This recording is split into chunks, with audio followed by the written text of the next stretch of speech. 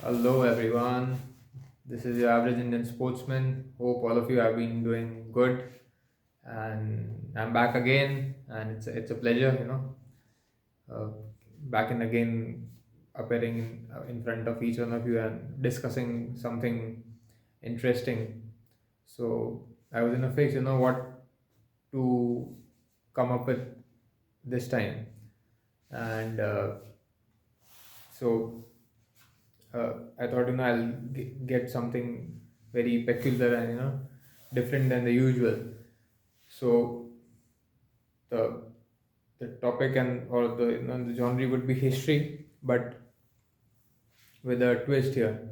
So if in case America is like the new Foundland, and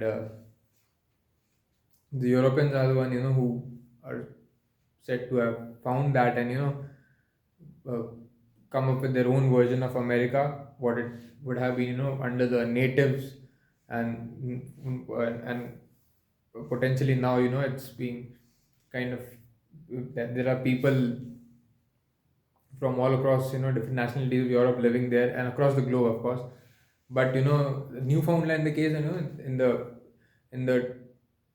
the term being put like advancement and progress, and of course, the superpower, or maybe uh, uh, the trademark of the benchmark of the flagship authority, the superpower authority which is there.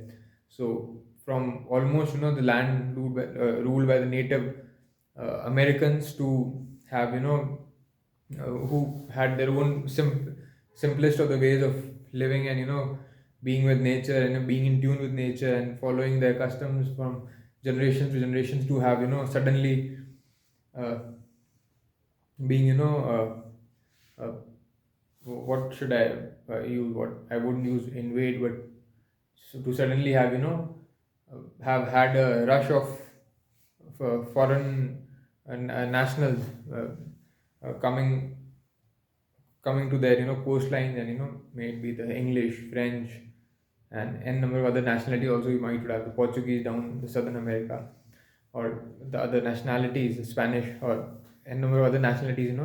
Those might have brought in the Africans also. Whatever. So what I'm trying to put here is put an equivalent to what America, if in case you join America and Europe, what that turn out to be.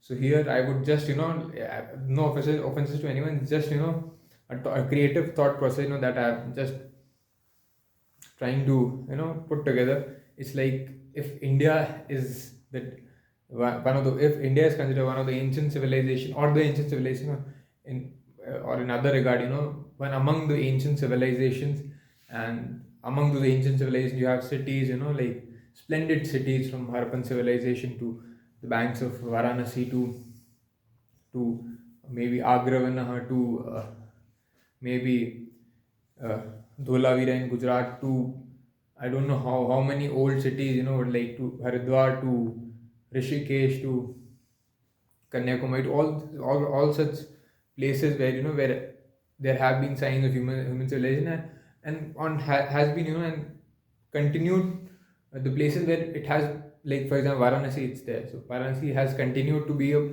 part of human civilization. So all these states, all these places, especially in India, if you compare it with the like the states like Uttar Pradesh, so many ancient sites, the ancient city Ayodhya, Mathura, it has been the Dwarka in Gujarat, to probably many such similar places of maybe significance, which like Patliputra, that is Patna now. So similar to that, or maybe Lahore, which has been cradle of human settlement. To If you compare all of these with Rajasthan, so you'll have to put it in the same similar way we are putting it to America. Although it's the same landmass, America, although it's not at all the same land, it's a huge, a vast ocean, making keeping them apart, the Europe and America. But India, of course, if you see, India and Rajasthan, present day Rajasthan. Of course, there in Rajasthan also has been a cradle of civilization where there has been ancient civilizations to ancient cities to ancient sites, tracing maybe thousands of years back. But present what Rajasthan is and the continuity I guess it lacks that continuity. So hence you have the newfound cities in Rajasthan, for say Udaipur, for say Jodhpur, for say Jaipur, for say Bikaner, for say Bundi, for say Kota, and n number of such names. So it's like a newfound city with newfound settlement. The reinvention of the old Indic civilization. Like many of the Rajasthan kings, many of the Rajasthan warriors were said to have come from other parts of India where they had probably lost battles or lost their provinces against the invading army, specifically the invading Turks or the Mughals, or could it be the other invading armies. So many of those sought refuge in Rajasthan. And so one thing like after discussing so much, of course there is immense to talk upon, but uh, one point I would like to put forward for each one of yours to relish and enjoy would be that Rajasthan has that Rajasthan has provided the people of India, like the Indian Hindu civilization, to to safeguard themselves, and it has provided them with that natural guard against, like, may it be the desert, may it be the hills, may it be the other landform which Rajasthan is blessed with. So many different types of ecosystem Rajasthan is blessed with. So is many other states also. I'm not saying there have been natural defense forces. May it be the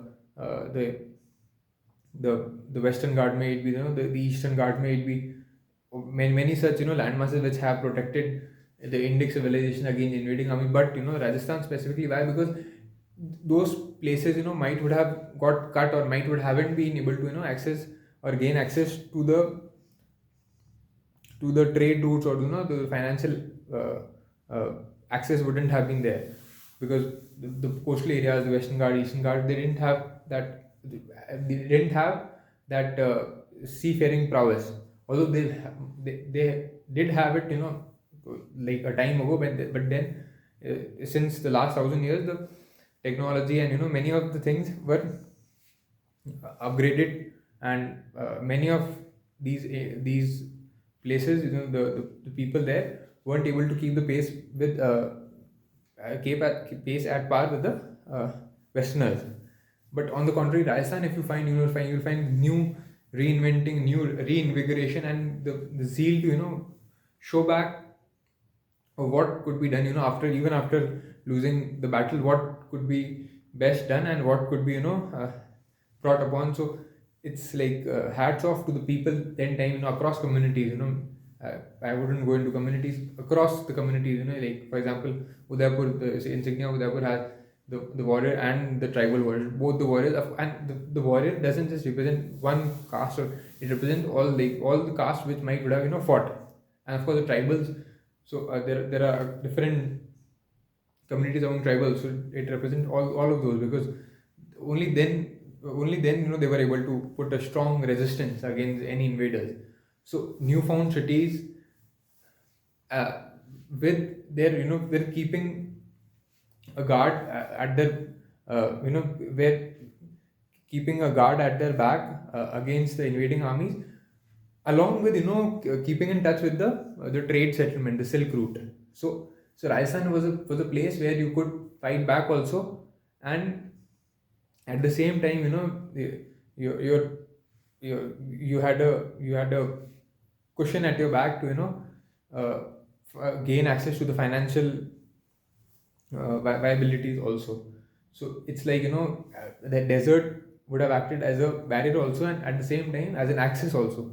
So many of such things, which makes Rajasthan is so special. And so this reinvention makes it so hospitable, I guess. That again is the reason which makes it so hospitable, and reinvigoration of the Indic civilization and the Sanatan Dharma. So although it's not very far away from the border, or the places where the invasion would have took place, but again, So these also had access to certain, no, not every, certain trade route. Like if people wanted to go for seafaring to Gujarat or other part, it had to go through Rajasthan. So that access, plus the Silk Route also had some routes, bypassing or cutting through the desert region also. Might be Jaisalmer traders also have been very wealthy. Maybe Bikaner, like Marwadi, the trade community has been very strong and very aptitude wise. They have been very upfront and very fast forward, and so the credit has to. So such things has to have the have the spotlight, and let's see if we can kick the ball forward. Thank you so much. It was a pleasure.